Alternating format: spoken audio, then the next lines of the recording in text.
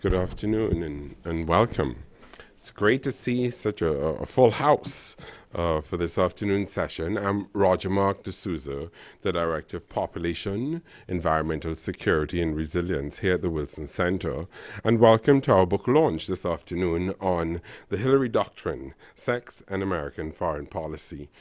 Just a couple days ago, Monday, in this room, we released a new report on climate security and peace building, which was commissioned by the G7. And in discussing the importance of that report, one of our colleagues from the State Department mentioned that she was looking to move climate change and security into the diplomacy lane and to have it mainstreamed into the department. And in order to do so, she determined that she needed to look at the Hillary Doctrine to determine how that had been done at the State Department and how that could inform her efforts around climate change and security at state. So the Hillary Doctrine lives on. Others are looking to it as an example. And we are thrilled to be able to do this here at the Wilson Center, because at the center, we believe that these issues are critical to foreign policy and that women's rights and empowerment can transform lives and societies by unlocking women's potential for managing natural resources, improving livelihoods, and building peace. So we are together here today as part of our general program that's supported by USAID, that is looking at the connections between these issues: reproductive health, women's empowerment, peace and security, and natural resource management on the one hand, and on the other hand, looking at issues around climate change and security under our Resilience for Peace project. So we're grateful to have some of our USAID colleagues in the audience today with us for this book launch today. I'd like to give you a sense of how we will proceed today. We'll hear from the authors of the book, Valerie Hudson and Patricia Lidl, and they will tell us a little bit about some of the ideas behind the book, what's presented in the book, and that will be followed by a panel discussion, which will be led by Daniela Ligiero from the UN Foundation. So let me tell you a little bit about our colleagues who are here with us today. Valerie Hudson is a longtime collaborator, partner, and friend, and she's the George H.W. Bush Chair at the Bush School of Government and Public Service at Texas A&M University. She's the author and editor of several books, including one with Andrea Denver entitled Bare Branches: The Security Implications of Asia's Surplus Male Population. So looking once again at these issues and how they're connected to security and peace building.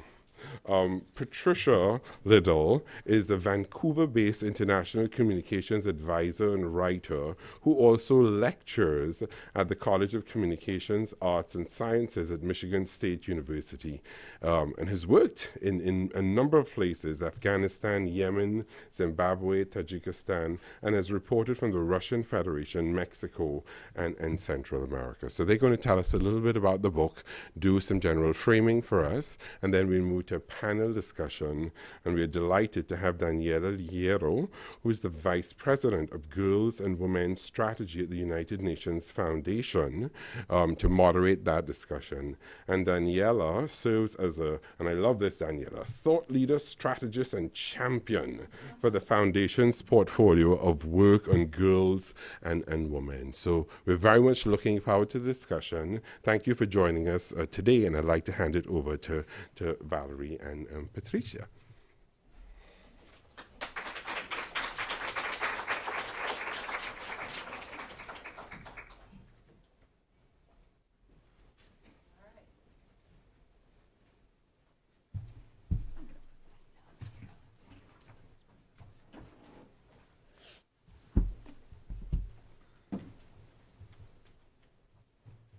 All right, very good. We are so delighted to be here. We're so grateful to the Wilson Center, to Roger Mark, and to Lauren, and all those who made this event possible.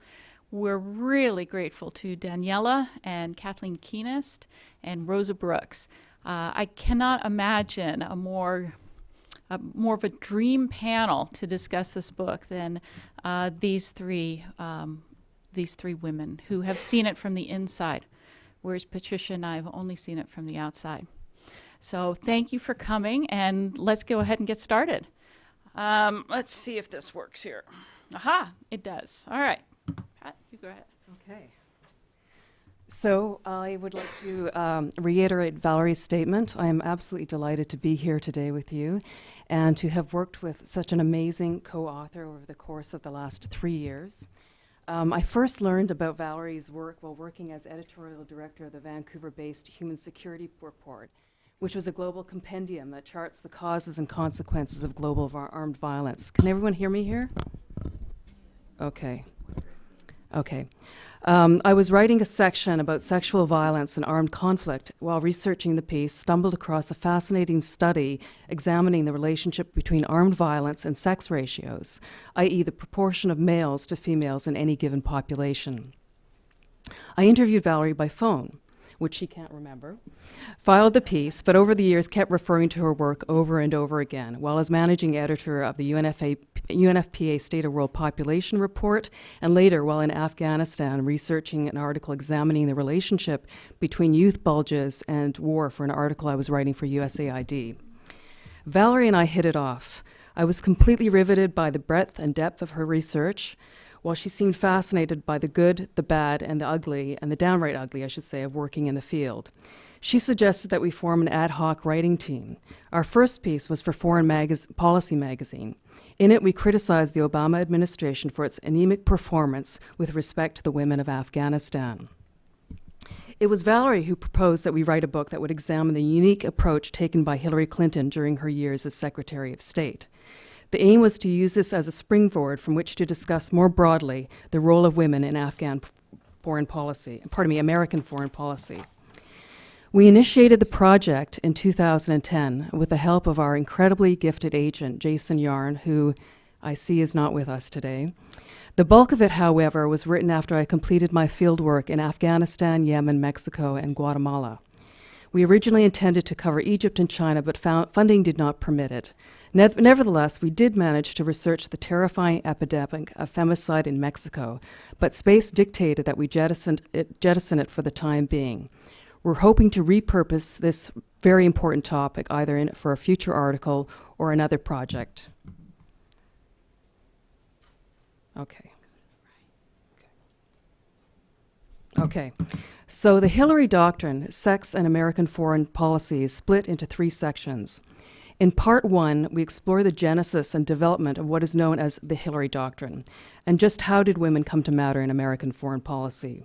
We reach back as far as the Nixon administration, through both Bush presidencies and into the present day. We discuss how Hillary Clinton herself arrived at the doctrine that now bears her name. In part 2, we discuss the theory behind the Hillary Doctrine and delve into a number of case histories.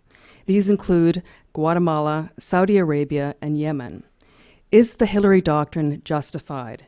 Is there enough evidence to support it as a necessary response to global armed violence and therefore as a threat to U.S. national security? As we discovered, yes, there is. Part 3 examines how the Hillary Doctrine was implemented during Hillary Clinton's stint as Secretary of State between 2009 and 2013. We highlight what worked, what didn't, and why. These are based on first-person interviews, Valerie's research, and my own experiences in the field. In the last quarter, we traveled to Afghanistan, perhaps the best example of the Hillary Doctrine in action and a litmus test for the future presidencies, be they Democrat or Republican. What did the U.S. do right, and where did it fail? What could the U.S. have done better? In it, we offer a series of actionable, evidence-based recommendations designed to guide future administrations. So, for the purposes of this discussion, we're going to focus on policy analysis. We're also going to share a number of stories from the field, some of them bizarre to the point of absurdity, which I'm sure some of those of you who've worked in the field understand what that's all about. Others are downright heartbreaking. But firstly, you may be asking what exactly is the Hillary Doctrine. As we define it, it is based on 2 related pillars, and these are that the subjugation of women is a threat to the common security of our world and to the national security of our country. that the suffering and denial of the rights of women and the instability of nations go hand in hand. And with this, I will hand it off to Valerie. And I'll be looking sort of sideways because I didn't know that I wasn't going to be seeing my slides in front of me. So. All right, so is the premise sound? I think I'm probably speaking to the choir in suggesting yes, absolutely. I was dismayed yesterday when our publisher sent us a review of our book from the New Republic that poo-pooed the idea that the security of women had anything to do with national security at all. Poo-pooed it as a mere moral issue, which you could probably spend volumes talking and deconstructing that statement there. But we have no problem in stating unequivocally that Clinton is absolutely right in suggesting that these things go hand in hand. My favorite quote is that from a gentleman who's not here. He's actually with World Learning, Donald Steinberg, who was at USAID. And he said, compare those societies that respect women and those who don't. Who's trafficking in weapons and drugs? Who's harboring terrorists and starting pandemics? Whose problems require U.S. troops on the ground? There's a one-to-one correspondence. Don't tell me there's no relationship between national security and the empowerment of women. Now, those of you who are familiar with my previous book, Sex and World Peace, know that it's more than just statements by people like Donald Steinberg. I've actually spent the bulk of my academic career doing rigorous statistical analyses that trace the relationship between what's going on with women and then what's going on with their nation states. And so what Steinberg is saying is backed up by reams of evidence, empirical evidence, not only that I've produced, but that many other scholars, such as Mary Caprioli and Eric Melander and others, have done as well. So this is a pretty secure linkage here.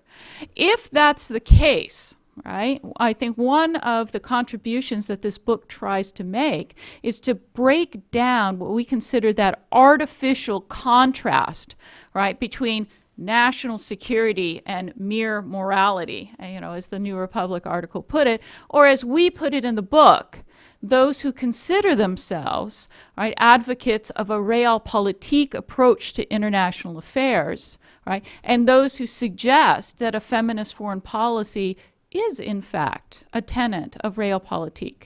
And so whether we're examining the national interest in terms of things such as the durability of peace accords, food security, security demographics, national health, wealth, quality of governance, interstate relations, I can point you to literature that suggests that one of the most important factors in the determination of these things is, in fact, the situation and security and status of women.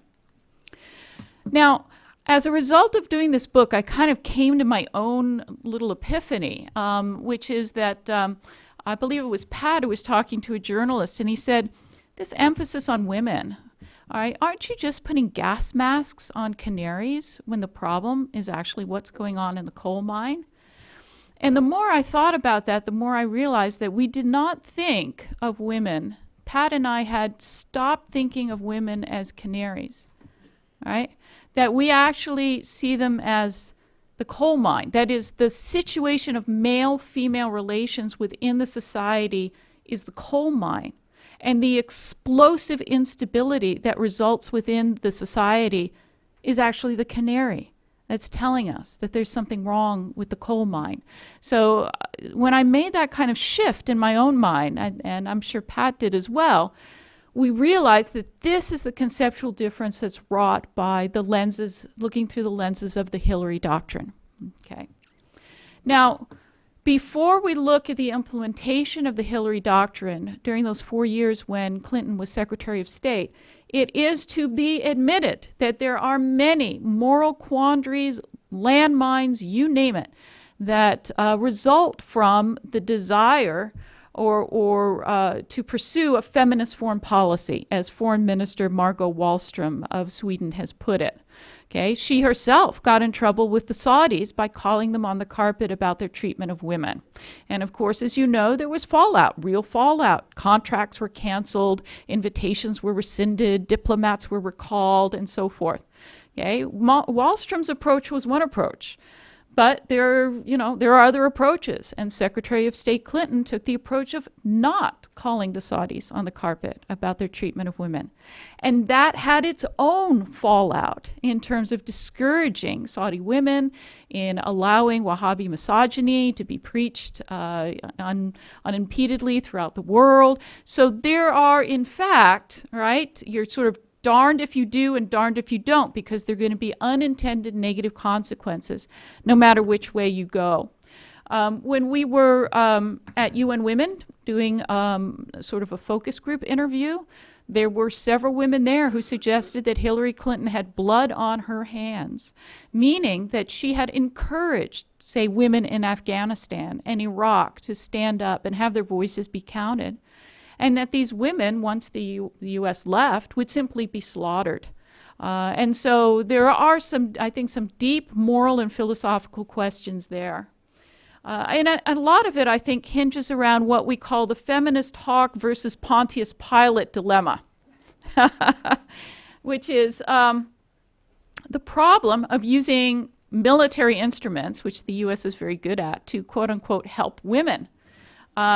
Many times in our interviews, we heard the sentiment, the U.S. cannot help women through its foreign policy because of its militarist foreign policy. Okay, and we certainly saw that in several of the nations here. And of course, our own house. I mean, we haven't ratified CEDAW, all right? And I don't see that happening in the foreseeable future. Even should Hillary Rodham Clinton become president of the United States, I'm not sure that that would be ratified. Okay. There's no paid maternity leave here in the United States. We're a minority figure there as well. Only 20% of our national legislature is female.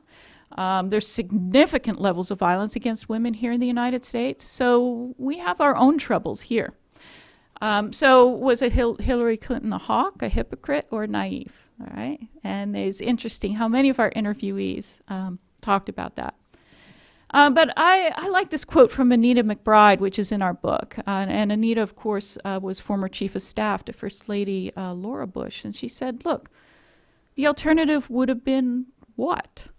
The tough work is to get out there and help. And I think that those are the terms on which we have to look at the Hillary Doctrine. All right, so did we help? There are three levels of analysis, policy analysis, if we want to answer this question. We have to look at the executive framework that was created while Hillary Clinton was Secretary of State, contracting, which is the bridge, right, between the executive framework and what we hope to happen on the ground, and then going to ground to see the actual implementation of the program. Clinton followed four principles as articulated by Jen Klein, which I think are very good ones to take to heart. This is a nonpartisan issue. And indeed, we have seen significant across the aisle communication and cooperation on these issues among women. The U.S. is not imposing its views on other nations, right? In fact, we're one of the few nations that hasn't ratified CEDAW. Saudi Arabia has ratified CEDAW, albeit with many reservations. Afghanistan has ratified CEDAW with no reservations, right? So the thought that this is an American conceit, I think we're past that now. The work must be based in evidence, even though we also feel it's the right thing to do. And these efforts must demonstrate that the benefits accrue not only to women, but to the national interest. All right, there's a whole framework of UN Security Council resolutions that have begun to impose, if you will, obligations on the United States. And I'm not going to go through them, but you can see them there. From 1325, paradigm-breaking resolution in 2000, all the way up to 2122 and others that are forthcoming. The U.S., as part of its obligations under UNSCR 1325, created its own national action plan for women, peace, and security. And you can see there all the various areas in which the United States chooses to put forward initiative and programming primarily towards other nations. We wish the NAP would include more about what we should do internally to bring about women, peace, and security. But nevertheless, the NAP gives us, as Milan Verveer put it, tools to keep the U.S. faithful to the vision of the Hillary Doctrine. There's more, and I'm not going through it. You can read it yourself. But, whether we're talking about new indicators in the master indicator list, if we're talking about the actual literal elevation of the Office of International Women's Issues, whether we're talking about new gender training modules for all incoming foreign service officers, those 4 years were absolutely amazing. And there's still more, right? The first QDDR, Quadrennial Diplomacy and Development Review, in its 242 pages, women and girls are mentioned 133 times. Okay, and all sorts of interagency and intra-agency initiatives such as Equal Futures, Feed the Future, Vision for Ending Child Marriage, and I'm sure some of you in the audience are involved in those as well. So that all looks really, really impressive. But then, how did it fare ground level? And I think some of you already know where we're going with that, right? Which is it didn't fare quite as well as one would have hoped. Now, did it fare worse than one could expect? That's a different judgment, isn't it? And I think probably sort of this first wave of activity to enshrine gender empowerment as a keystone of American foreign policy, how could it not have met speed bumps? Absolutely. But I think there's things to be learned. Okay. Within the book, and I'm going to gloss over it here, one of the big problems, I think, has to do with the new situation of USAID. Over the various decades, we've seen a severe cutting in staff, although we have an elevation of aid levels. USAID was put under state, which is fine, except that geostrategic interests and development interests often can lead to some unintentional contradictions in terms. And then for those of you who've worked in government, there's GIPRA, all right, and the reporting requirements that go with GIPRA that mandate a shorter time horizon for the types of things that would be part of the Hillary Doctrine. So for example, GIPRA, 12-month to 24-month horizon, okay, and you need to hit your benchmarks or the program will cease to be funded. And AID employee after AID employee said to me, we're looking at long-term change here, and 12 to 24-month time horizons are really crippling us.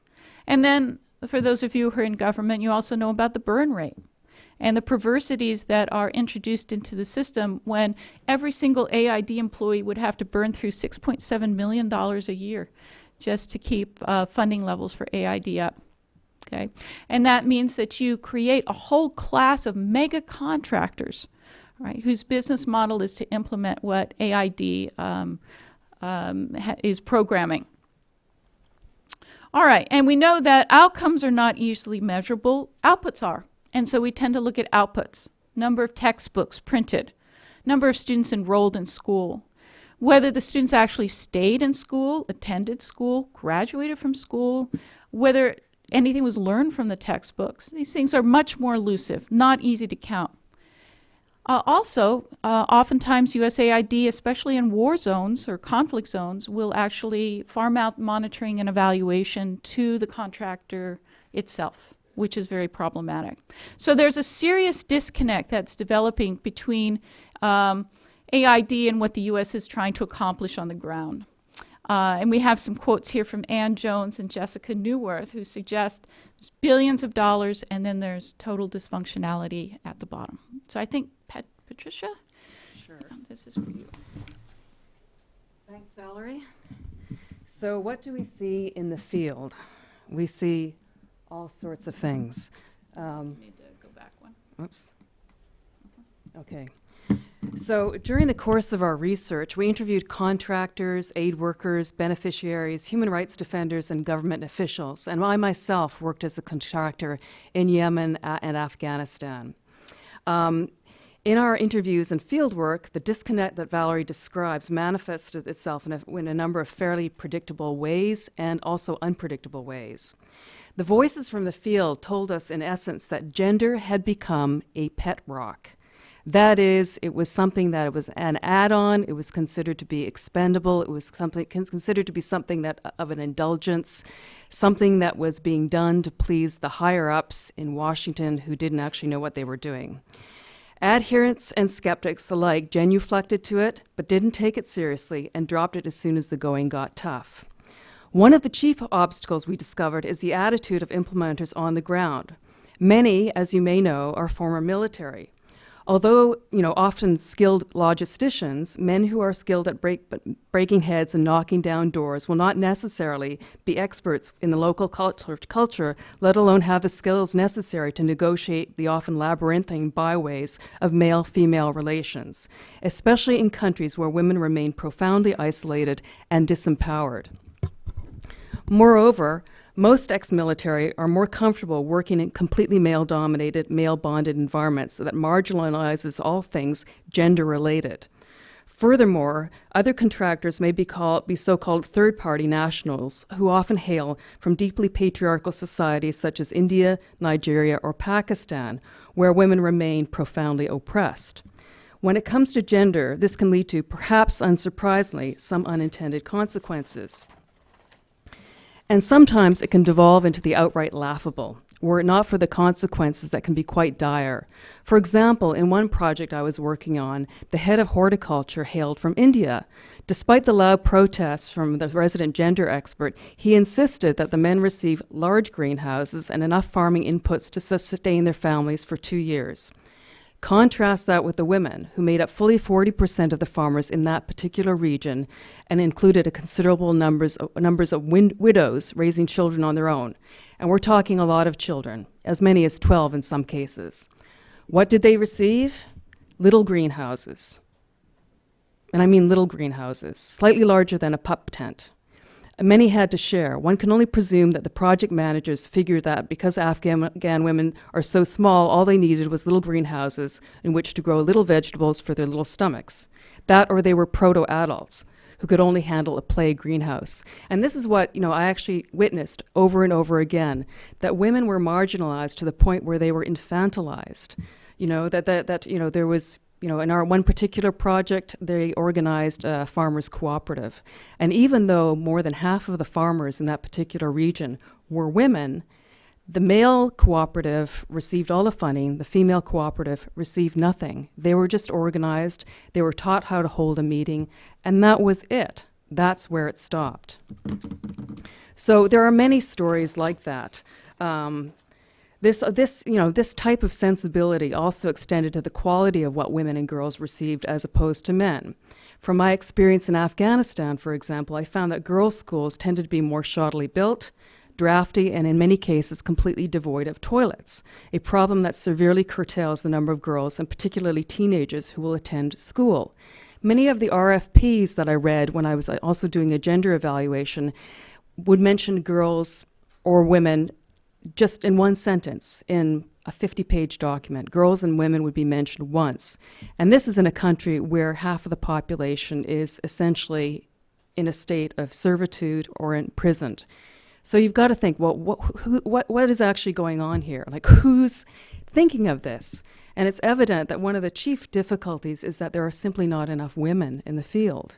There's not enough women running programs. There's not enough women drafting the RFPs. There's not enough women doing gender assessments and ensuring that the needs of women and girls are met in these RFPs. So these are just a few of the obstacles that block effective programming on the ground. Others include a lack of measurable gender-related targets and indicators to ensure that programming goals are met. For example, the number of women represented in peace negotiations are met. There are no gender, when I was there was actually an incredible change when Hillary Clinton became Secretary of State. But at the same time, the change was not really, it was not appended or attached to any benchmarks that were required by implementers. So implementers were told to do gender work, but they were not given any benchmarks by which they had to measure their performance, which meant that they often jettisoned it altogether. The other issue involves some of the personalities in charge of these projects, what we refer to in our book as the so-called, and I don't want to offend anyone here, the pig factor.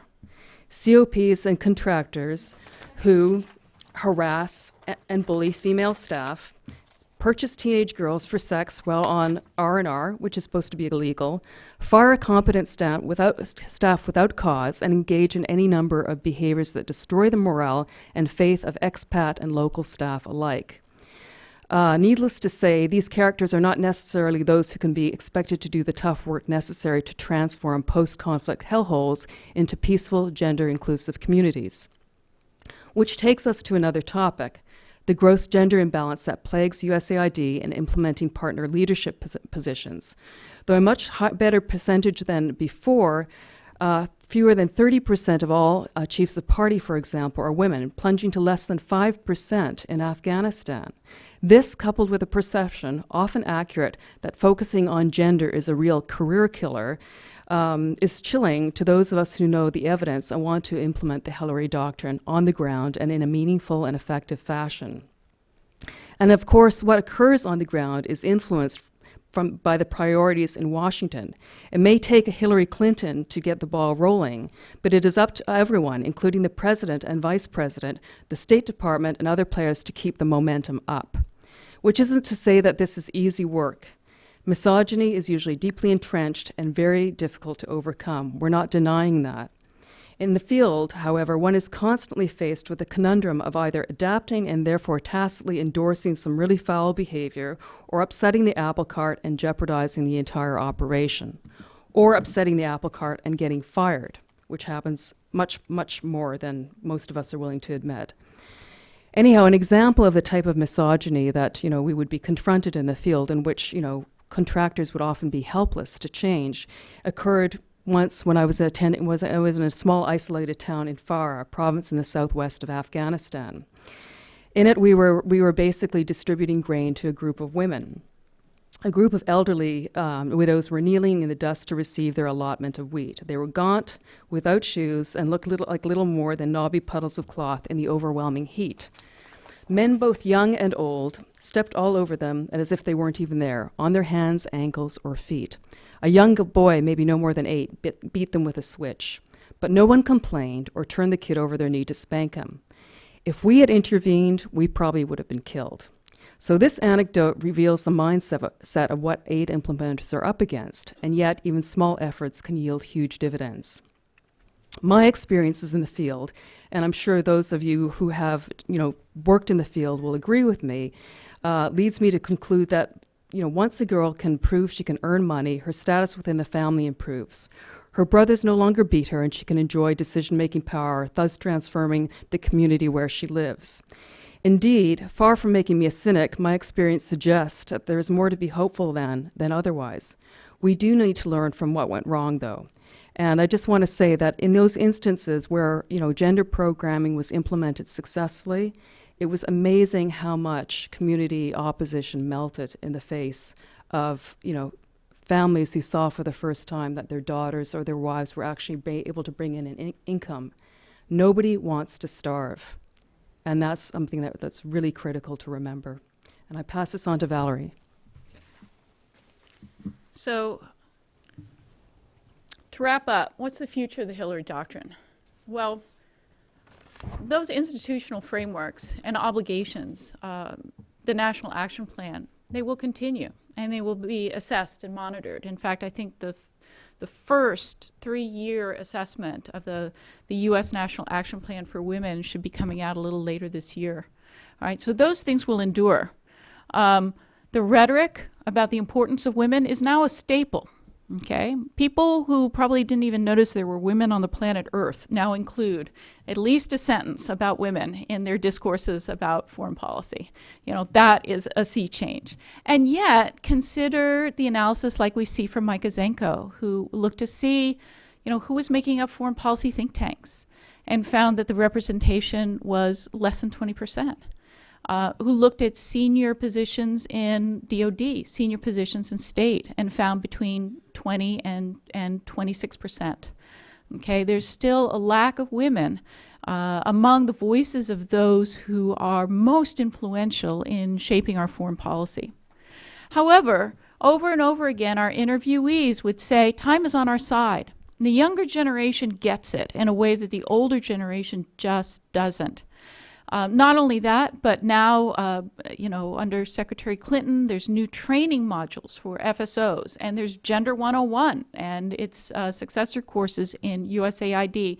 From the get-go, a new State Department employee, a new AID employee is being told that gender matters, and they're being given some of the lenses and skills in which to see it.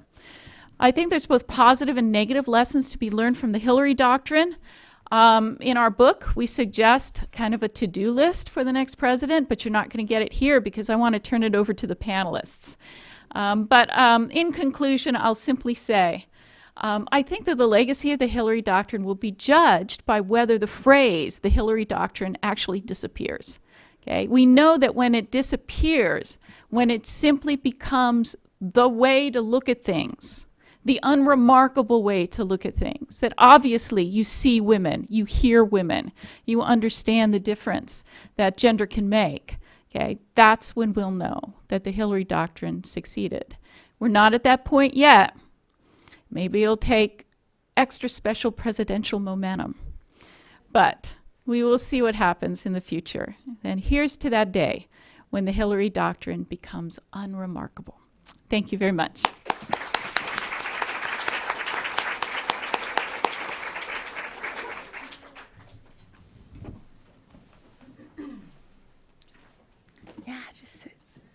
All right. Thank you so much. Hi again, I'm Daniela Ligiero with the UN Foundation. I'm going to go ahead and introduce our two panelists who have not been introduced yet. And then we're going to spend some time with Q&A with the panel. And after that, I'm going to open it up for discussion and questions from the audience. And so we'll have some time at the end to hear from you and to have some hopefully interesting conversation with our panelists. So, Rosa Brooks is a professor at the Georgetown University Law Center, where she teaches courses on international law, failed states, atrocity law, and other subjects. She also serves as a short senior fellow at the New America Foundation and a columnist for foreign policy. Dr. Kathleen Kuehnast is Director of Gender and Peace Building at the U.S. Institute of Peace, a cross-cutting thematic program that she has led since 2009. Dr. Kuehnast has directed the Women Preventing Extremist Violence pilot project in Kenya and Nigeria, an effort to engage civil society women leaders with local security actors in preventing violent extremism. Sit here. So I'm moving now. I've introduced our panelists, and now we'll have more of a conversation. I would like to start, though, and I've been told that as the moderator, I get to say a few words as well before we go and ask our panelists to comment. So one of the things, when you introduced me, one of the things that you did not mention is that I actually did spend 5 years at the State Department while Hillary Clinton was Secretary of State as the senior gender advisor working on PEPFAR, which is the President's Emergency Plan for AIDS Relief, so working on HIV programming across the globe. And so I have an interesting role here because I'm the moderator, but I also have some experience with this process. And so hopefully I wanted to talk a little bit about that, but then help inform the discussion we're going to have now. And it was so interesting to hear you present on the book and the idea of kind of making history, because I remember clearly I was actually posted in Brazil working for UNICEF, kind of running reproductive health and HIV there, and I got the invitation to come back up to Washington to serve as the senior gender advisor working on PEPFAR. And I remember just stopping for a moment and saying, okay, wow. And my husband was next to me and he said, what's going on? And I said, I've just been invited to make history. And I really felt that way because for those of us who work on gender issues and care about women and girls, we knew this was going to be a time-limited opportunity to create the most change possible for women and girls within our foreign policy. And the feeling constantly was that we were kind of driving the car and building the road at the same time because there was so much that we needed to do and change within that apparatus. And you've heard, I think, some of the challenges already in terms of kind of developing policy frameworks and then implementation. But I will say, for me, it was also a unique experience because I was able to be in the same office with two administrations. So before going to UNICEF, I served in that same office under the previous administration with Condoleezza Rice as Secretary of State. And during that time, of course, my portfolio was Latin America and Caribbean, so handling all of that region plus gender. So you can imagine how much time I had to do gender for a $5 billion a year program. And then this time around, it was actually just gender. And so I think that speaks to some of the changes that were happening at the Department of State, where there was a sense of, this isn't an add-on. This is your job. And to be able to get there and to start thinking about HIV, to your point about the canary, thinking about, what are the structural drivers of this epidemic when we look at, for example, sub-Saharan Africa and 5 times the amount of girls infected as boys. It's issues around access to education. It's issues around violence. There's so many other things that we need to think about when we're thinking about the health response, similar to some of the issues you've brought up already. And so for us to all of a sudden focus on gender-based violence, and you mentioned the framework, that came with a lot of other things. So having that framework allowed us within PEPFAR to move from $2 million a year on GBV to about $180 million a year on GBV. Indicators that were developed and now are mandatory and required that look not only at outputs, but that also look at outcomes. And all of the infrastructure and the kind of underlying policy piece that needed to be instituted while at the same time implementing programs. And I do think that we're still seeing the effects of all of those changes. Continuing with the PEPFAR example, now we have, for the first time ever, Dr. Debbie Birx is the Global AIDS Coordinator, a woman in that position. And she's really taken all the work that was put in place when the Secretary was there, Secretary Clinton, and expanded that and really taken it to the next level. And I don't think we would have been able to do that if we hadn't had all that training and investment in place beforehand. So all this to say that it's a process, and I think it takes time, and there's so much that we were trying to do in that 4-year period. And it's really fascinating for me then to have lived that, and then to take a step back and kind of look at the book and now have this discussion in terms of how does this really, how is this perceived outside, and what are the opportunities for really moving this forward in the future. So with that, I would like to turn to our panelists, and I think what we're going to do is first hear a little bit from the panelists we have not heard yet, and then I'll open up to broader discussion. So Rosa, if it's okay, can we start with you? Give us your overall impressions of the book, your sense of what really impacted you, maybe what was surprising about the book, and how you reacted to it. Yeah, thank you. And it's great to be here. This is a fantastic book, and if you haven't done so already, you should go outside and you should buy it, and you should read it, and you should keep it on your desk as a reference, because it's, among other things, it's full of evidence that is going to be useful to pull out many, many times in many situations. And in fact, that I would say for me, that was one of the things that was really fantastic about this book. And one thing that you didn't say in your introduction to me that's probably most relevant to my being here today is that I was at the Defense Department for 2.5 years working for Michelle Flournoy, who was then the Undersecretary of Defense for Policy, and I was the point person on the implementation of women, gender, and security work at the Pentagon, and trying to herald DOD's piece of the National Implementation Plan through and so forth. And one of the things that was toughest for me then, and I wish I had known Valerie then, was trying to make the case to skeptical decision makers that this wasn't a pet rock. This wasn't just a nice feel-good, if you have time, wouldn't it be nice to, do something for the ladies kind of issue.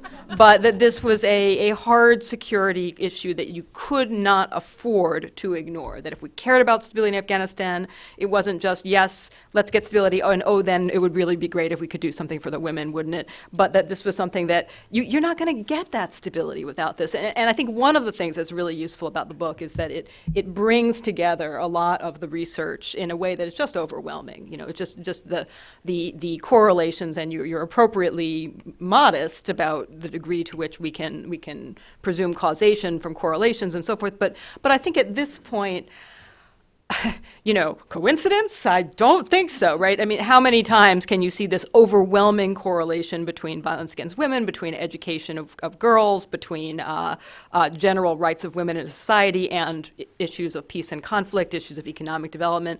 It's pretty overwhelming. So for me, it wasn't so much that was a surprise. I knew it was going to be a good book, obviously, but that I think it's very powerful. It makes it a very, very powerful compendium. And as you read it, in fact, there's this sort of painful process of you start off and you've got a little bit at the beginning you didn't talk about, you know, Hillary Clinton's own evolution from her earlier days, how she came to these issues. And there's a bit of a narrative arc in the book of a woman learning about these issues, becoming more and more passionately committed to them, this mounting evidence of how much they matter, and then coming up against sort of the hard realities of how difficult it is to change entrenched cultures, whether you're in Afghanistan or, frankly, whether you're right here in Washington, D.C., and we can talk about that piece of it more. Thank you so much. How about you, Kathleen? Give us an overall sense of the book and what your impressions were. Well, thank you. First of all, I want to thank my colleagues here, and it's a delight to be here and a real honor as well. Reading the book, it was like traveling back in time on a road that, I was on. And I kept going, I know this person, and I know when that happened. And so it was, I don't think I've ever read a kind of a historic kind of setting that, in fact, I knew all so well. And I think I'm looking out at the audience and I'm like, you're going to know this book because you were there. You are a part of this book. And I think that's part of what is compelling is that Valerie and Patricia marked this time by helping us recognize and contextualize how unique the moment was, but, you know, how critical it was in, if you will, running with the moment. And I think we remember the days, as you were describing, we were building the road as we were imagining it. We were part of that. But moreover, I think what surprised me about the book was really how many people it takes to change not only a foreign policy, a government, work from, as you mentioned earlier, contractors all the way into implementers, and that kind of change happens really in the nuance. It's in the daily relationships. It's in the conversations. I like to think of a fellow anthropologist talks about how change really happens very slowly, and it is in these small conversations that our ideas expand. And I think the book really exposes that it wasn't a top-down, now I am Secretary of State Hillary Rodham Clinton, and I say this is what is going to happen. It is really all of the things that were already happening, and her leadership at the time, and many others who were ready to help move this storyboard along.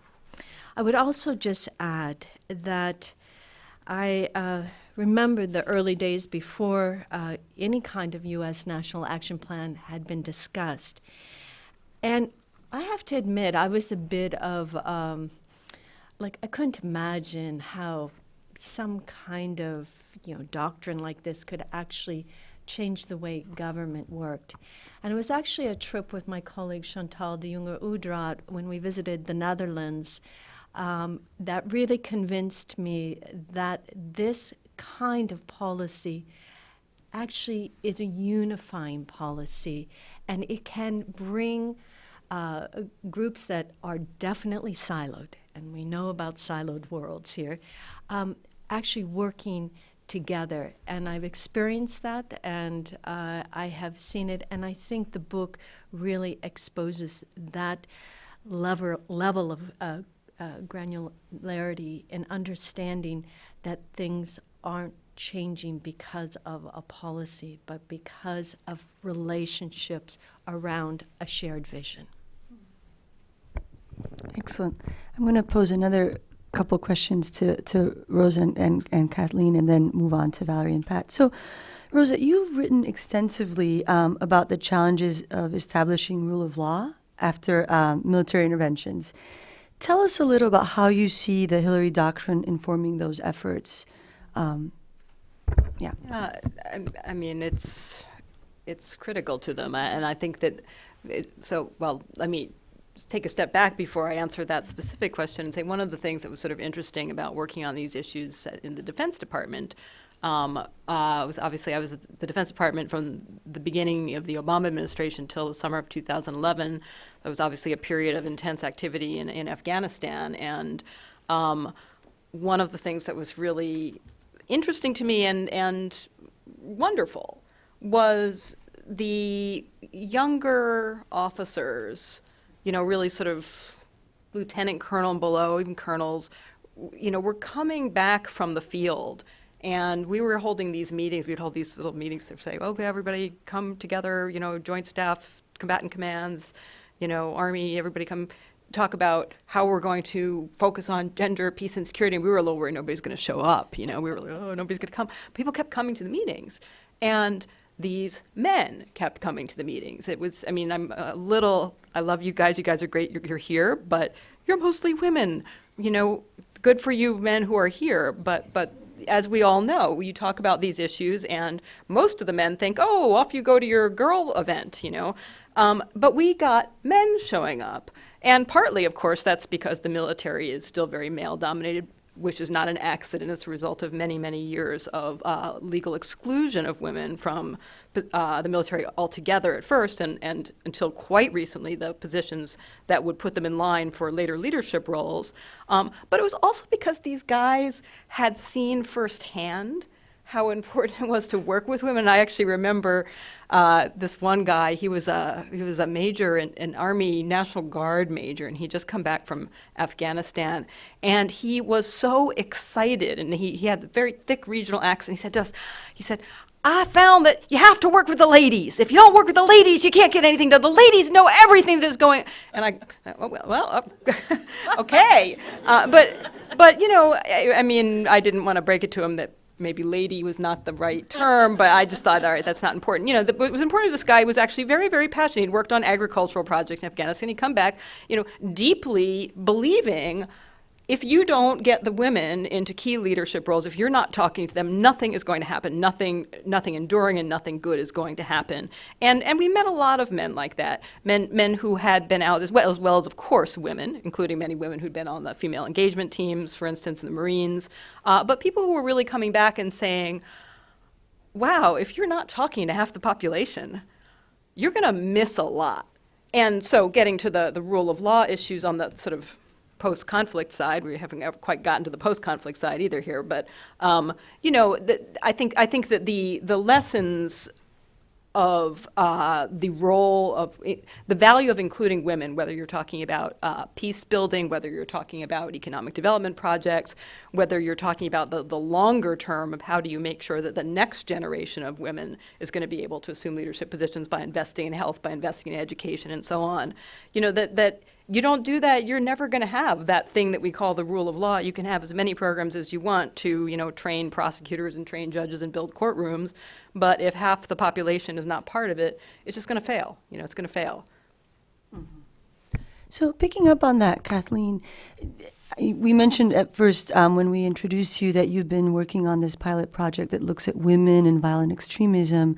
So picking up on that, how do you see that particular work that you're doing connecting to this idea of including women, and how do you see our current policy in terms of violent extremism playing out?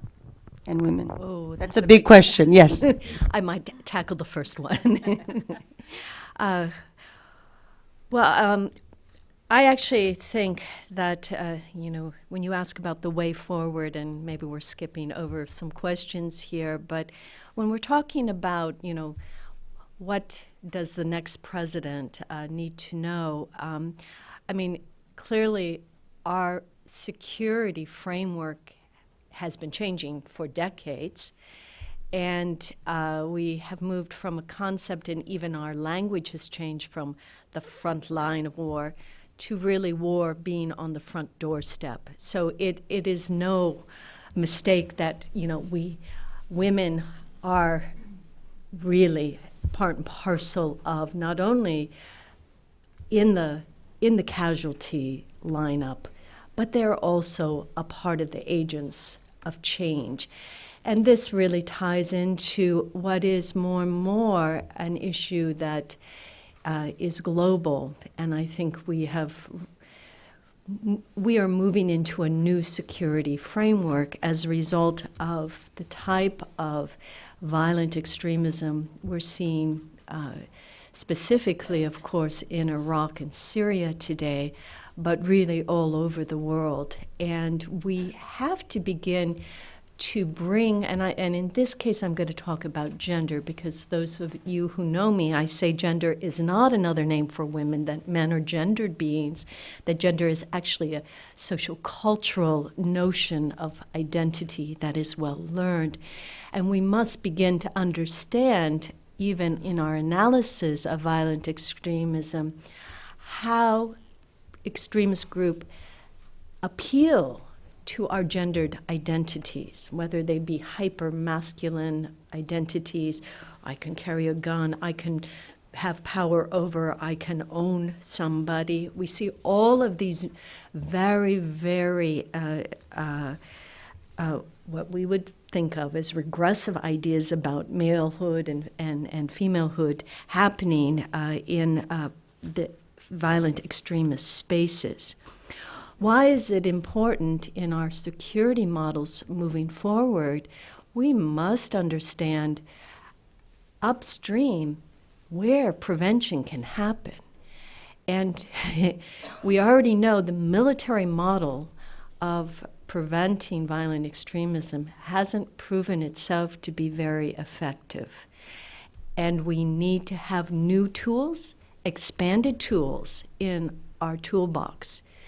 Maybe military interventions can help sometimes, but we need other tools, and we need to be much more in tune to these gendered perspectives, including what roles women play in their society, wherever that is, where they have influence, where they make a difference in terms of helping shaping the minds and hearts and incentives for young people.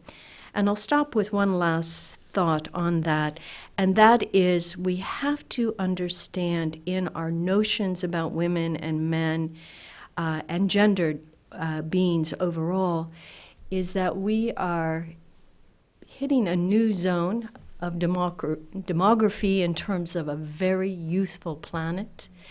And we have to understand how they can have rites of passage into adulthood that are dignified, both men and women, because we're going to have this very multidimensional perspective. And we need women and men together working to look at this really heightened security issue. Thank you. Yeah, one of the things that was fascinating to me about the book, and being a community psychologist by training, the link that you're able to make between the idea of violence in the home and growing up experiencing violence and the subjugation of women, and how that ties into violence all the way at the state level.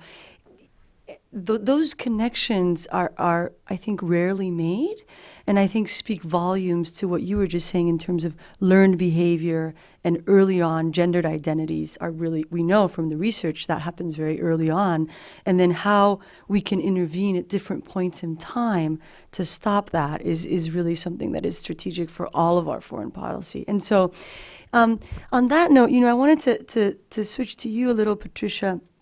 one of the, and you made this point earlier, Rose, as well, is the importance of data, right?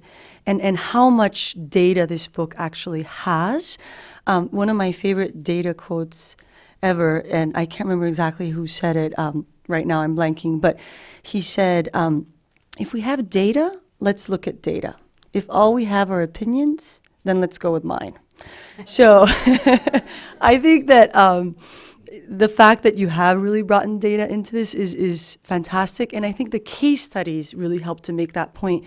And I know, Patricia, you were really part of that and went out into the field and did a lot of the research. So tell us a little bit about what that experience was like, what really was most powerful for you, and if you could share a little bit of what you felt doing that kind of research and what you saw would be really helpful. Okay, well, I think so the premise that we operated from initially is that data is critical, but it can be dead without stories. So the idea is to hook your reader in with emotion, with real stories from the field, and then hit them with the evidence. And so my job as part of this book was to look at history, but also to go out in the field, gather some of my own experiences while I was working as a contractor, while I was working at the United Nations, interview my colleagues, interview other contractors, but also do field work in Mexico and Guatemala in particular. And I think what I found, particularly with the latter two cases, I was working by myself with no security. I hired a fixer for Ciudad Juarez and Mexico City and in Guatemala City. And what we're seeing is one of the great sort of untold stories of this hemisphere, which is the femicide of women in Central and South America, the wholesale femicide, slaughter of women in ways that are just so horrifying that I actually came home to my hotel room and cried almost every night. It was so terrible, and we don't hear about it in the United States or in Canada. It's not widely covered in the European media. But the fact that that the murders of women in Central America and Central and South America and Latin America are going up as much as 21% a year, even as the overall homicide rates are leveling off. And there are many reasons behind this. It has to do with the rise of the narco gangs. It has to do with increased militarism throughout the region. It has to do with the fact that more women are gaining financial autonomy. So it's a very machista culture. So there's more pushback in the form of domestic violence, but also violence on the streets.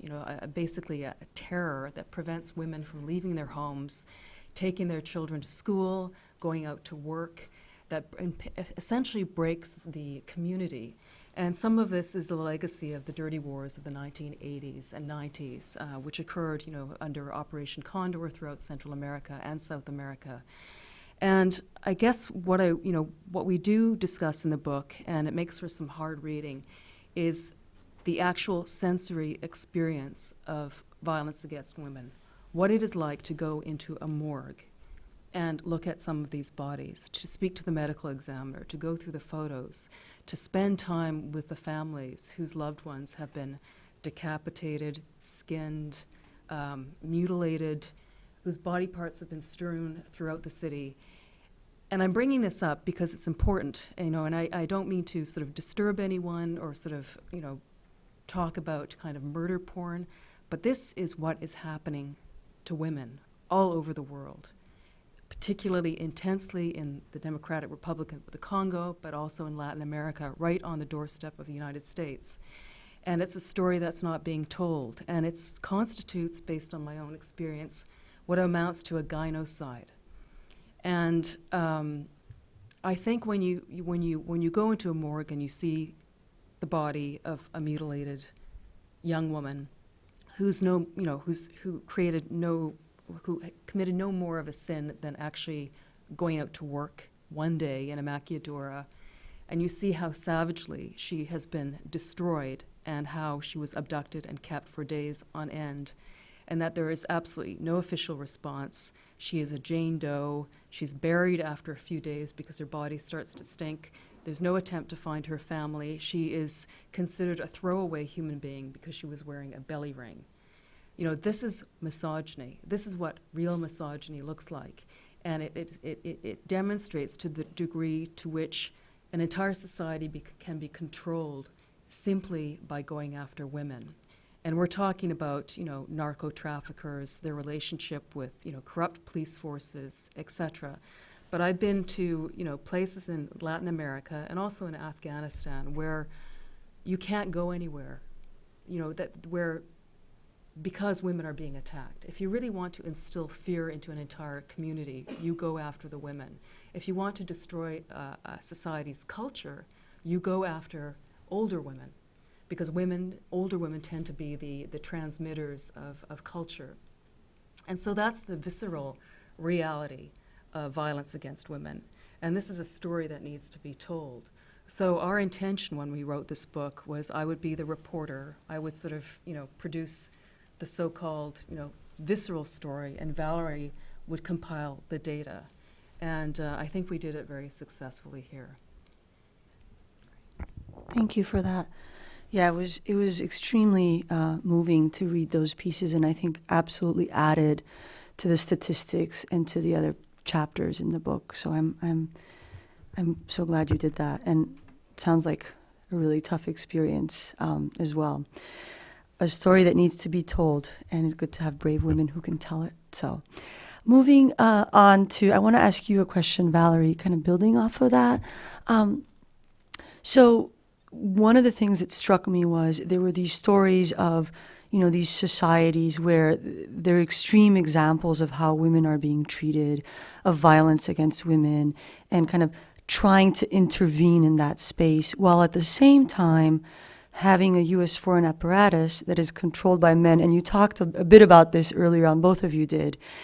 So how did those two things coexist? And what are the challenges when you're actually trying to implement a policy that maybe not to the same degree, but that you haven't fully been able to kind of implement at home? And you talk a little bit about that. Tell us a little bit more about how you see those challenges and what you see as a way forward for that tension.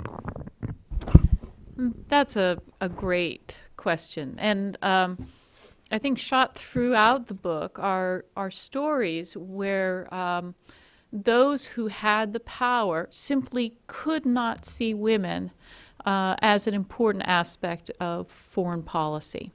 For example, there was one anecdote that we had where a team of human rights, a human rights group was investigating human rights abuses in Afghanistan, and one of the cases was a woman who had been killed for reasons of honor. And the female on the team said this woman was murdered, and the chief of the delegation said, "Don't be so Eurocentric. This is their culture." And I think Hillary Clinton said it best. She said, "Wait, this isn't cultural. This is criminal," right? How often we see issues concerning women as being on some separate planet, right? All right, so murdering a woman is not murdering a woman, right? And I think this translates again into these larger foreign policy issues. So seeing women as important to foreign policy, that's just some sort of politically correct rhetoric, which we're all supposed to mouth, but we all know that that's not really true, right? Just like the murder of the woman is not a murder, right? The importance of women in foreign policy is really the unimportance of women in foreign policy. It's so strange to see this happen over and over again. And I think Daniela is right, is that until we have significant participation of powerful women, all right, who are able to say, no, that's murder, right? Or no, they really are important. And let me explain why. I don't think we're going to move forward. And yet I see increasingly that we are getting these powerful women, these powerful voices. And so I tend to be an optimist, and I do believe the time is on our side. But I think it's also extremely important, right, that we hold ourselves to some notion, right, some ideal of what the representation of women should be. So when Micah Zenko says, do you know that less than 21% of policy analysts at the big think tanks in Washington, D.C. are women? We should say, whoa, okay, wait, Okay, something's missing here, something's wrong here. We're not getting the complete picture, right? Until we start to say, until there's significant representation of women, we are not, right, going to be able to move forward. And it's not just think tanks, and it's not just Department of Defense, right? It's even things where we've made commitments. So, for example, under UNSCR 1325, right, all parties are committed to see that women have adequate representation at peace talks. Okay? Does the State Department have hard targets for how many women they're going to invite as part of their delegation? No. Okay, we don't have those hard targets, and we see the outcome in the fitful Syrian peace talks. Okay, there weren't women from Syria, and there weren't women on the American delegation. In the supposed peace talks with the Taliban, only 8 women on that whole Afghan government contingent, and they were not allowed to actually attend the meetings with the Taliban. They were in an advisory capacity only to the High Peace Council. Okay, so we ourselves, I think, are need some house cleaning, and house cleaning in terms of our policies and procedures, house cleaning in terms of our lenses as to whether we feel we're getting the full picture or not. So I do think that the book is a call to look inward, not just outward, right? But to look inward and see where we're falling short in our ideals. Great, thank you. So moving now, I'd like to pick up on that and ask Rosa or Kathleen to respond. You know, I think we've seen a lot of the challenges, but I think one of the really powerful pieces of the book is also seeing the successes and outlining how much was done in such a short period of time. If you think about it, 4 years, I mean, you talk a lot about development takes time. And so if you think about a 4-year kind of window, there's so much that happened in that 4-year window. I wonder if we could hear a little bit about what you see as some of the key successes during that time period. Well, I'll speak from the perspective of the work of the U.S. Institute of Peace and the U.S. Civil Society Working Group. 5 years ago, we organized a global conversation, if you will, with 20 of the countries that had national action plans at that point, so as to see if there was a possibility that the U.S. could ever have a national action plan. And believe me, 5 years ago, we didn't think there was a chance.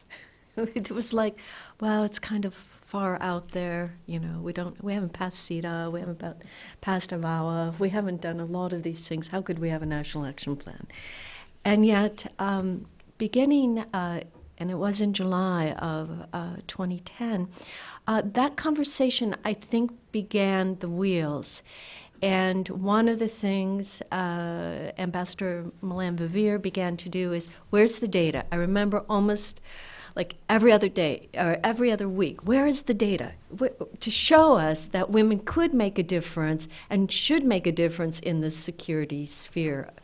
And, you know, the fact is we had a lot of anecdotal stories, good stories, moving stories, powerful stories, but we didn't have any of the numbers. And I think one of the things we've seen over the course of the government making the commitment, President Obama making it an executive order, is that we are beginning to put resources into, quote, tracking the numbers, having indicators that you can compare change to, and beginning to say that, wow, if you have more tools than a hammer, then the whole world isn't a nail. I mean, we've only been measuring by what a hammer can do. We now are beginning to expand our lens of analysis and goodness. We see that there is a whole world of options, and it expands our imagination. And that took a collaborative effort with very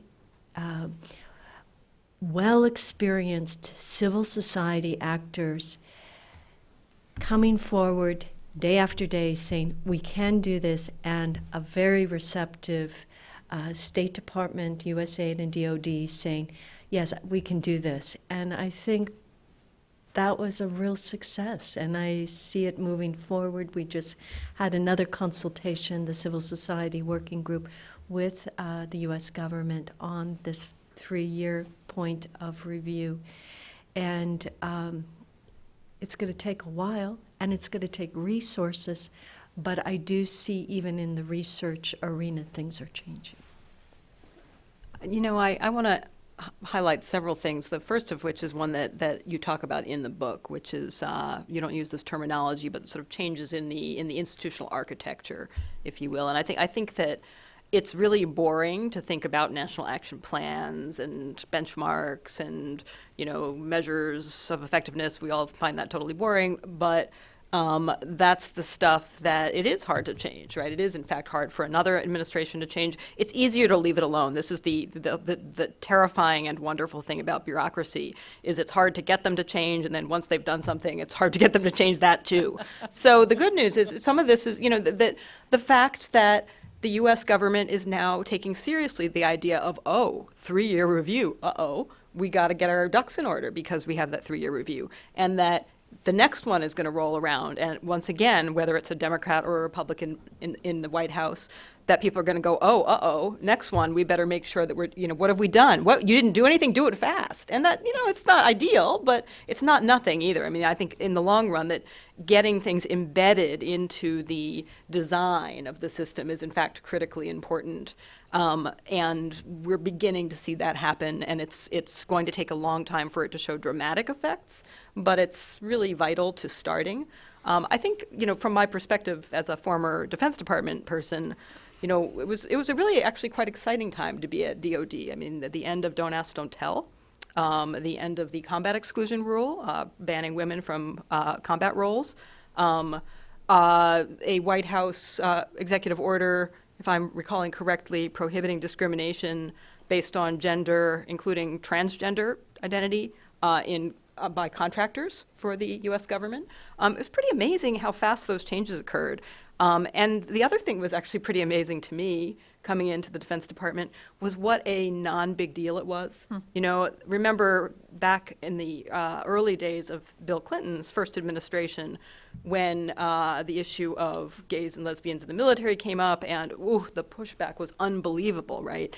And it was seen as a real crisis for his presidency and as poisoning his relationship with the military and so on and so forth. Well, when Barack Obama and Robert Gates decided to end Don't Ask, Don't Tell, and enable gay and lesbian service members to serve openly, nothing happened. You know, the cafeteria, the elevator in the Pentagon, nobody was saying, people were talking about sports, they were talking about whatever. Nobody cared. It was just a non-issue. And I think the same was true for ending the combat exclusion rule.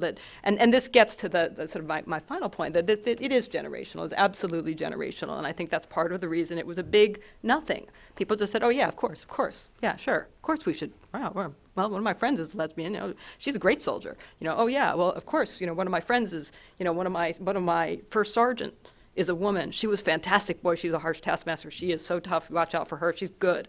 You know, and it's just not a big deal, you know, because these are people who have grown up with a different set of assumptions than even people in my generation, who in turn have grown up with a different set of assumptions from people who are in their 60s or 70s now. So I think this is going to change, and it's going to change. Many of you in the audience are fairly young. It's going to change because your expectations and your assumptions are different, and some of the things that I think are not second nature for us older folks are going to be second nature for you. And as you know, at the end of the day, this is going to change partly because of changes in the architecture, and it's going to change when suddenly half the senior leaders at the State Department, the Defense Department, are women. And they're going out there, and this isn't some weird, exotic boutique issue, pet rock for them. It's just, of course, it matters. And it's going to change when their male colleagues think the same thing, because they've grown up thinking that too. You know, and that, I think, has some implications for, you know, all of us. And here's my personal plea, right, is that some of this is hard, and you've got day jobs, and maybe some of you may have night jobs too, and, you know, but there are lots of easy things to do. Like next time you decide to attend any event that has sex or gender in it, if you're female, find a male colleague and invite him along. You know, make a pledge to yourself to bring a guy along. Next time you're sitting on a panel where it's all male, raise your hand and say, gosh, I wonder where the women are. And if you're organizing a panel, make a pledge that you're not going to organize a panel that's all male. And my publisher and editor at Foreign Policy, David Rothkopf, has taken this pledge that he will not speak on any panel that does not have any women on it. That's terrific. And he's been really terrific on these issues. And tell your male friends to do the same. It's when more women and more men say, hey, we need to have inclusive representation on everything we do because it's the right thing to do, because it's half the human population. And boy, are we missing a lot of talent if they're not there.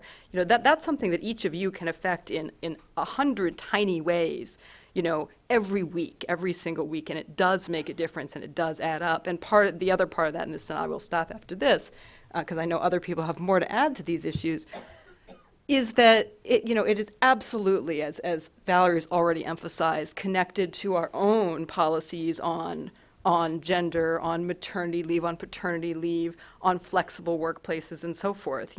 Ironically, the military is one of the better places for women because, unlike most of the rest of American society, it has subsidized daycare, it has subsidized child. It's got I'm married to an Army officer, so I've been able to benefit from some of these from time to time. It's got emergency child care that's free or subsidized. It's got fantastic health care and mental health care. Women who go on deployments have a much better safety net that is built in than most civilian women will ever have, no matter how enlightened their employers are. Which means that you can go out. You can go out knowing that your kids will be okay. And what keeps women from being out there in the field in Afghanistan and in Mexico? Well, for a lot of us, it's because who's going to take care of the kids if you go, or who's going to take care of your aging parents, And fighting for the social safety net, fighting for the supports that will enable not only men but also women to go out there and take those leadership roles without having to fear that something else is going to suffer. That's part of it too, that these are absolutely, I think as you both have emphasized in the book, these are absolutely intertwined. That's great. On that point, I think one of the really interesting pieces that you were touching on is this idea of kind of what's generational and then what are some of the institutional changes that you're able to create that are more short-term, right? Because there's this longer-term change and then the short-term change. And for me, and I'll just jump in here, one of the things that was so powerful was being at state and seeing, and you talk about a lot of these in the book, the things, the sense of we have to program, we have to do things, we also have to make sure once people are gone, things will stay. And what are those things that you could put into place that will stay? And I'll share with you one of the things that was put into place is this, for all foreign service officers, gender training. And that at first was like, what do you mean? Why did, the Secretary's leadership team was adamant about making sure that happened. And I actually had an opportunity to teach one of those courses. And it was amazing to watch. You knew from the very beginning who were the people who were there kind of like, oh, I can't believe I have to be here. This sucks, just really not looking forward to that experience and feeling like here I'm mandated to sit through this process. But some of those people at the end of the day kind of having these aha moments of like, oh, I get it. That's why this is important for me as a foreign service officer, right? Yeah, and actually some men as well. That was really amazing to watch some of the men actually have that moment of saying, oh, mostly the women would come in and be really excited from the very beginning, like, yeah, we get to talk about gender.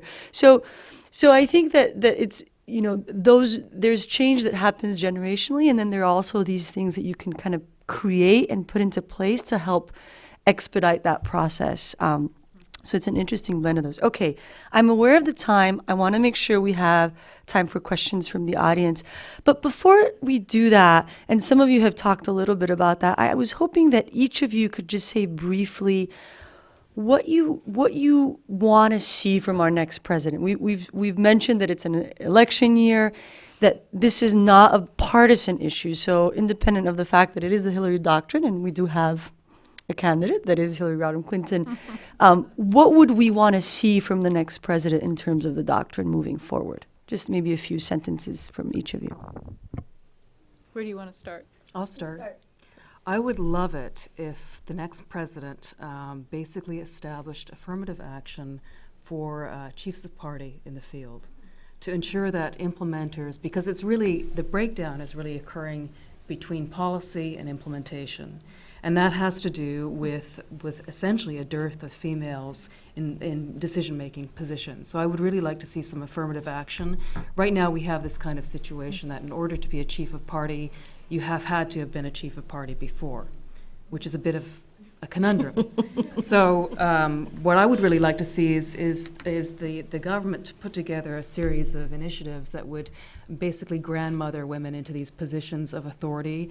Not, many skills are transferable. They don't, I would believe that, just because you've been a chief of party always doesn't mean that you're going to be a great chief of party.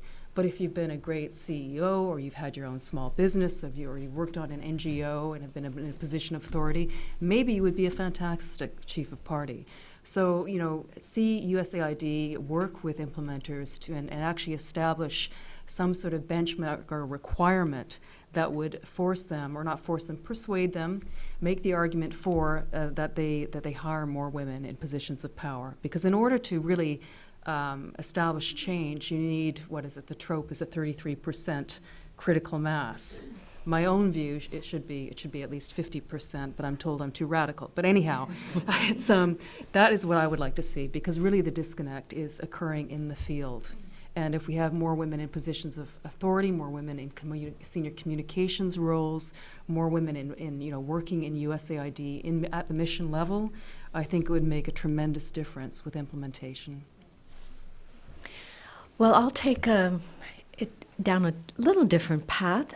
I really want to see the agenda expanded to really engaging men and being an inclusive agenda, because unless we have 100% moving forward, men who understand their roles as fathers, brothers, sons, that empowering women and girls, whether it's through education, economics, in their multitude of roles, and many of them are as gatekeepers, we're not going to make progress. No matter how many women get to the table, we have to engage men in the process. And I think we're beginning to help ourselves understand that men are not the problem. It is what you were talking about. It is the contextual predicament of roles that have been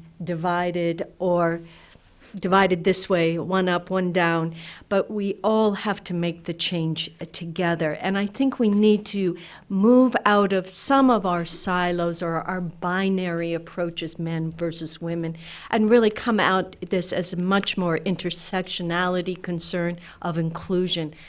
LGBTI rights, I'm telling you, we cannot talk about just men or women. We've got to talk about gender as a very inclusive process. Women with disabilities, men with disabilities, all of these are about power differentials. And so I think we have to keep expanding the conversation.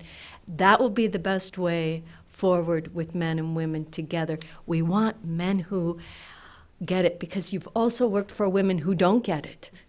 And just having numbers doesn't make the difference. We need consciousness of inclusion. No, that's terrific. This is a really hard question, because we have like an entire section of the book on what we should be doing next. But as I was trying to figure out which ones were the ones that really sort of spoke to me from our chapter on what the next president should do, one of the things is hard targets, right? To which people are held accountable through their HR evaluations. Okay, so part of your performance review is, did you get women to the peace negotiations in Mali or not? Because it was your job to get them there, right? We don't have those kinds of hard targets that are considered, right, during performance reviews. So we need some sort of accountability there. We also need accountability in terms of enforcement. When I was recently talking with some folks at AID, I said, this rule about it being, not only forbidden but illegal for contractors in the field to purchase sex acts. I mean, it's not being enforced. And they're like, well, yeah, we don't do enforcement. There is no enforcement mechanism. Okay, so Undercode. yeah, we have no mechanism to enforce this kind of accountability. I think we see this also with UN peacekeepers, right? The UN peacekeeping, UNDPKO, right? It knows how to punish deserters, but it seems to not know what to do, all right, when peacekeepers force children to perform sex acts. Okay, how is it that we don't know what to do when these kinds of regulations and even laws are being flouted? Okay, again, it's that same sort of thing. She wasn't murdered, right? Well, it was a sex act. He didn't desert. How is it that those things we don't know what to do about one, but we know what to do about the other, right? We have to break down that kind of mindset. Two last things, and then I'll turn it over to Rosa. My imagination was caught by what Pat and I came to term the Steinem rule. And if you have the book, I urge you to look for it. And she said, I dream of the day when one day the United States decides, which countries are worth, befriending and allying or standing up for in some sort of conflict situation based upon a comparison of how they treat women. Okay? She said if that kind of logic had been in place when the Soviets invaded Afghanistan, we would not have armed the Mujahideen. Okay? So thinking about how each side is treating women as part of our geostrategic interest when we decide which side we're on, I think is something that deserves a lot more thought. And then last, and this is probably something that Rosa teaches about a lot, is we know just war theory talks about use ad bellum, how are you justified in going to war? Use in bello, how are you justified in conducting yourself in war? But we don't yet have a use ex bello, which is how do you behave justly as you leave a conflict in which you've been engaged? And we're hitting this right now, which is what do we owe the women of Afghanistan as we draw down there, okay? As their lives, their health, their security is being increasingly threatened as the Taliban creeps back in. Okay, what is it that we owe them? What is it that we owe the women of Iraq, whom, talk about pet rocks. Oh my gosh, the women of Iraq. Have you seen we never talk about what obligations, what responsibilities that we had toward the women of Iraq as we left. Right? Was not even taught, not even voiced at all. So these are the kinds of things that I want to spend more time thinking about, researching, and seeing what we can do with nudges in the institutional architecture, like these performance reviews and hard targets, and other more, less hard targety type things, like how do we include men and conceptions of masculinity, and how do we include religious figures? What are the ways in which change occurs, not by mandate, but by these small conversations, as Kathleen talked about. So, there we go.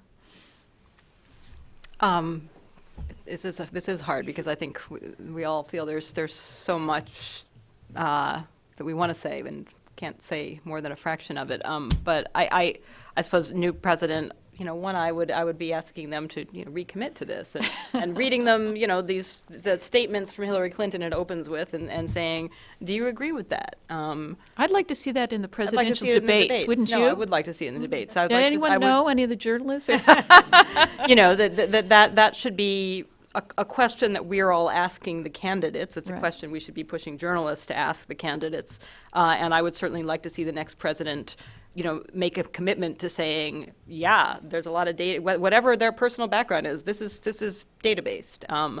I'd also, and this goes for obviously the sort of the broader foreign policy agenda. I think there are a lot of questions we haven't addressed at all today, which are worthy of a whole separate panel on the how. And you brought up that issue of, is the U.S. the right messenger? And that's a whole different ball of wax that we can't talk about really right now, but I think is an important one.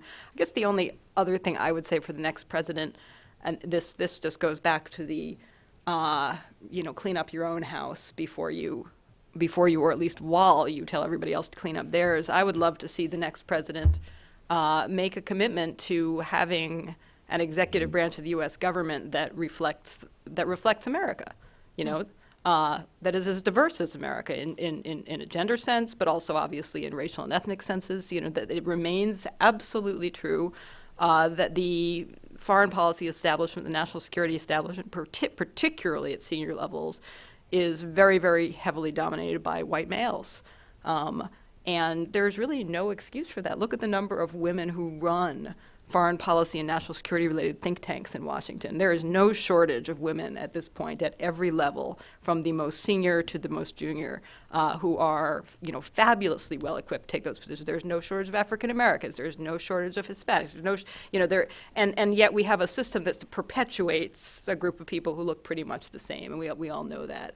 And I would love to see a president make a broader commitment to say, from my cabinet on down, I am going to set some benchmarks. Obviously, you've got legal issues in terms you can't have numerical bench, but I'm going to set some real goals of figuring out why is it that the senior executive service of the federal government remains, 70% male or whatever it is. I can't remember the numbers. It varies from agency to agency.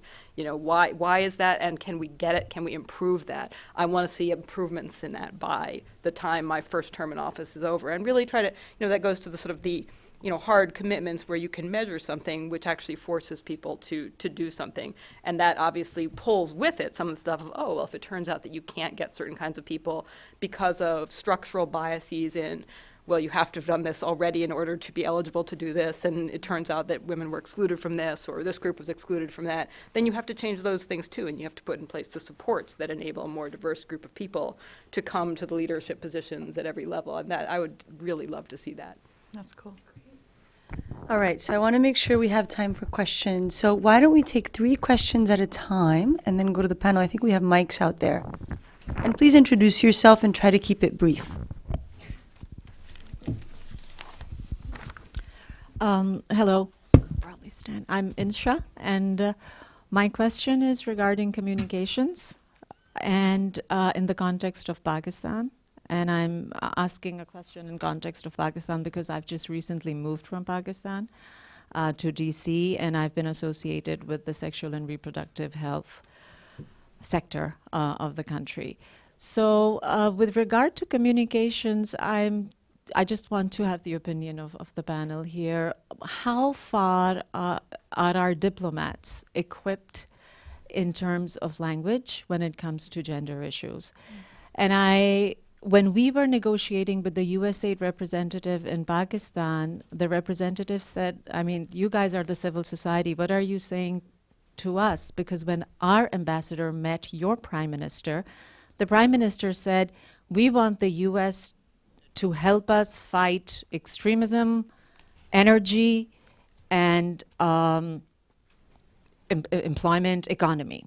So I have those 3 E's, and that is where I want the support. And I believe that the U.S. ambassador was not equipped in terms of communication skills, in terms of language also, to have kind of brought in the entire maternal health issue. The other part of the question, so this was at the diplomatic side of it. The other is I completely agree that change happens really slowly, and it's through conversations. And so do we have the language for those small conversations? And I'm asking this because I do know that these small conversations over time do take over. And I have seen the rising Islamization of society by a very well strategic, thought out plan by the people who have kind of just gone into our young people's DNA and the way of thinking because of those small conversations. And I, being what I believe in, I sometimes feel I don't have that language. So that's one part. But then, of course, we have now in Pakistan people who don't even want to converse with you. So that's a completely different, because now so you need to have somebody who's willing to converse. And if you do, then what am I saying? Where is my language? Yeah. Great. Let's take a couple more, and I'll ask that you please try to keep your comments and questions a little brief so that we can make sure to go around. So we have one person there, and then one more here, and then we'll take a few comments from the panel. Thank you very much. Enormously stimulating. My name is Mindy Reiser. I've worked on development projects in Central Asia, the Caucasus, and Southeast Asia. There's one area that was implicit in the conversation, but not explicit. That's the role of the legislative bodies. Women are certainly not adequately represented in the U.S. Congress, but there are more of them now. And you know very well, folks who work with the military, the importance of some of the light being shed on rape in the military. And that was thanks to our U.S. People in the House and the Senate. And I had the chance in Kyrgyzstan to meet with a group of women legislators who were very concerned about violence against women. So what I'm saying here is we need to look at the broader context, as certainly you've all alluded. Democratic elections are critical. Getting women to have the skills to run for office are critical. Having caucuses of women really active and knowledgeable are critical. So we really need to think about priming people to think about running for political office and supporting them all over the world. And NDI does that, and the Republican Institute. There are lots of organizations. We need to think about them and support them as well. So we had one more over here.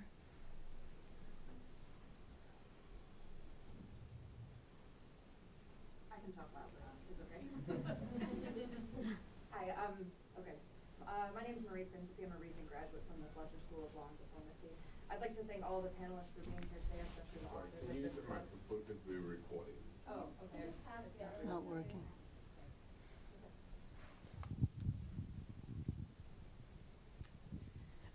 Back to your point about there being a lack of female COPs and DCOPs working in the field, and also just our basic housekeeping.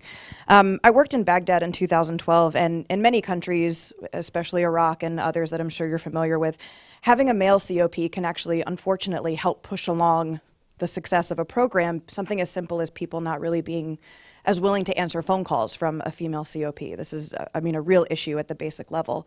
So how do you suggest that we reconcile this problem with our own attempts at housekeeping and creating a gender balance in leadership positions, not only in COPs and DCOPs, but otherwise? Thank you. Okay, so I'll ask, not everyone has to respond. If people want to respond to questions, please jump in. Yeah, I would just like to say, nobody says it's going to be easy. It will be difficult at first, but if you don't try, no change will occur. And basically, money talks. If your beneficiaries want to take part in a project and receive the funds necessary to undertake that project, they will eventually become more amenable to speaking to a female COP. That's my view. Is that enough? Anyone else want to answer maybe some of the other questions? Well, I don't want to speak for Kathleen, but I will. And I'll suggest that, I interviewed lots of people for this book, and every single one of them was very helpful. But one of the things that Kathleen offered that that others did not was that she and her colleagues, such as Ambassador Stephen Steiner, were working on ways of giving people this new language that you're talking about. Whether it was by engaging religious leaders, whether it was by engaging to creating a men, peace, and security agenda. I found that their shop there in USIP was just a sort of a fountain of creating this language and then using the power to convene, right, to bring in the people who needed to learn and who needed to hear that language spoken in a fluent way. So I agree. I think it's time for Kathleen to convene some of those U.S. ambassadors and teach them how to do these small conversations. Could I just add to that as well, if you don't mind? When I was working in Yemen, we found that the Al Qaeda, eventually to become ISIL, actually one of the ways that they were very successful was working in prisons. The Saudis were funding hospitals, health interventions, and through these interventions, they were, basically transmitting their particular form of Wahhabist doctrine. And my own view is that in order for the West to become successful in countering extremism, more than anything, we have to lead by example. We have to be better than everyone else. We cannot, so willy-nilly go out and, abuse human rights. If we're going to engage in drone attacks, they have to be very, very, very carefully thought out. And I think where we failed in the West is that we have not sort of considered the power of moral suasion. When I first started in Yemen some years ago, the Yemenis were really, America is better than us. We want them to be in our country. These were the staff that I worked with, because you're better than we are. You have laws, you have regulations, you have labor rights, etc. And then in our particular project, things started to go awry. People were fired without cause, etc. And it was, the dive in morale was absolutely tangible. And I think that can happen at a national level as well. And I think that's, again, where, it would be very helpful for the U.S., and not just the U.S., but British and everyone who's sort of involved in this enterprise to try and, stop extremism in its tracks. We really have to focus on the humanitarian aspect of our work. I'll just weigh in very quickly. I'd be remiss if I didn't respond to you, Mindy, especially about Kyrgyzstan, where I spent several years of my life, both during the Soviet Union and the post-Soviet transition. What I can say in terms of what you brought forward, representation, what we hear, and certainly we have the privilege of talking with women who come from many very difficult conflict or extremist type places. It is dangerous. It's a very dangerous job. And there are women who step up every day to do that. But we also really aware of the lack of security provided for women candidates. That's not also in our kind of construction of what it means to be a political representative as such. I think that we have to nevertheless, and I'm so glad you brought it up, we have to keep helping people prepare to take on that, if you will, and I just saw Abby Disney's new movie called Armor of Light, and I don't know why I'm using that phrase for this, but, these women in dangerous places who take up that armor of light of being a politician, we need to be there. We need to amplify in whatever way we can. But most of all, we need to learn to listen. We need to listen to what their needs are, and also how to create those kind of safe spaces so they can get their messages out as well. So I'm aware of the time, and I know that we're going to have, after we have some closing remarks, and I know we're going to have kind of a reception outside with cookies and coffee, and so I'll invite you to ask your additional questions outside to the panelists. So with that, if there are any just parting thoughts from maybe Valerie and Rosa, and then we'll go to some closing remarks. What she said. No, what I'd like to say is I feel like I've been richly fed today in this session. Your questions, and I can't wait to hear the questions of those who had their hands up but were not called on.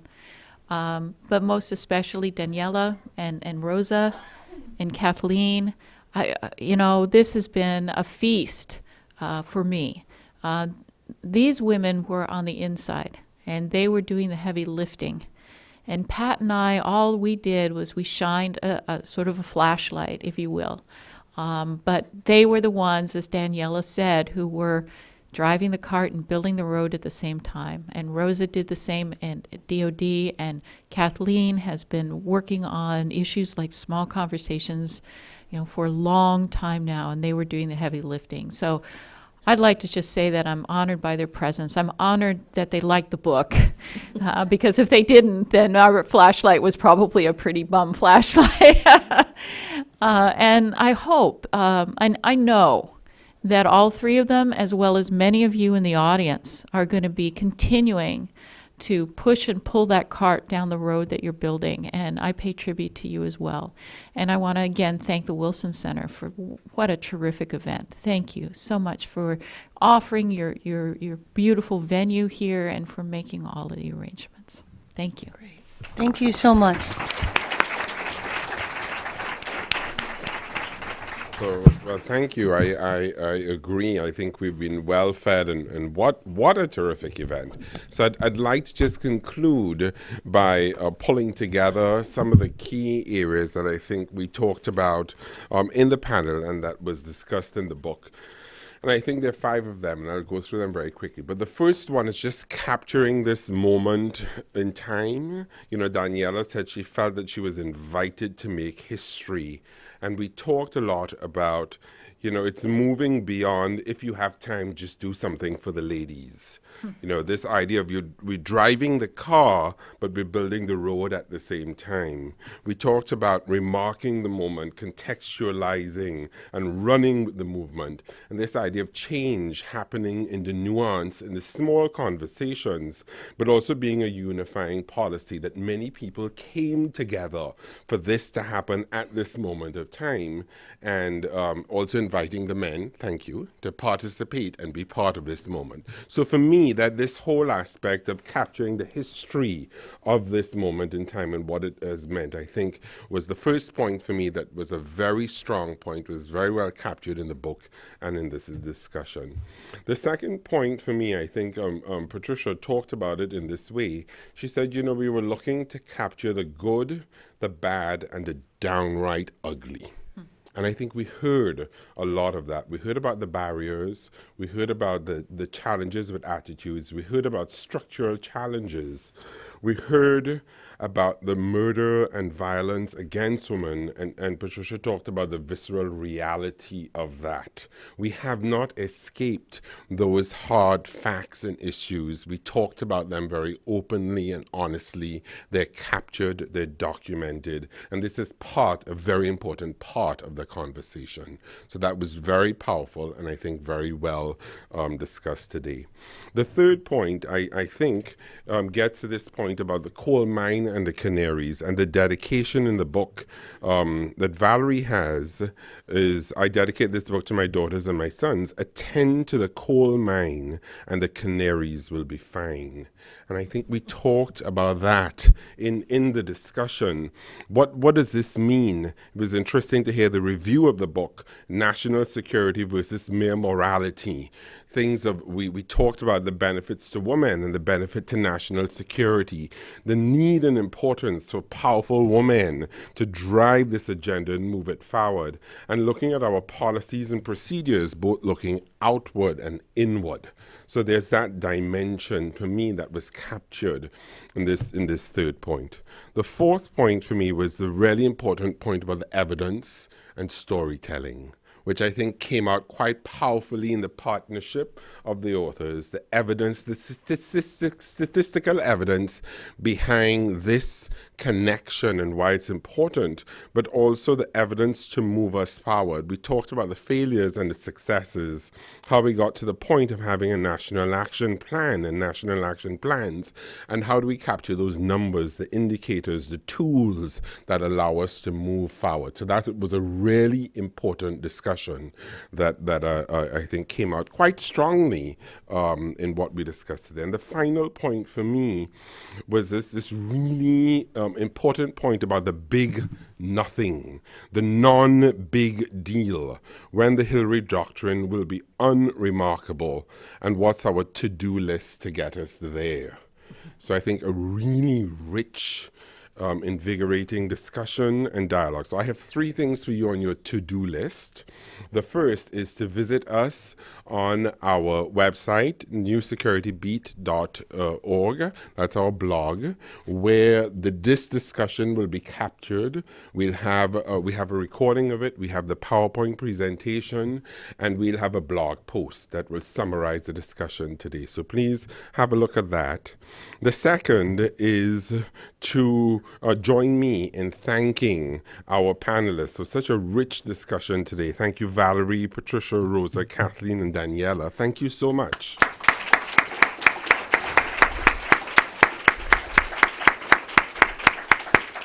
And your final to-do list is to join us for the reception.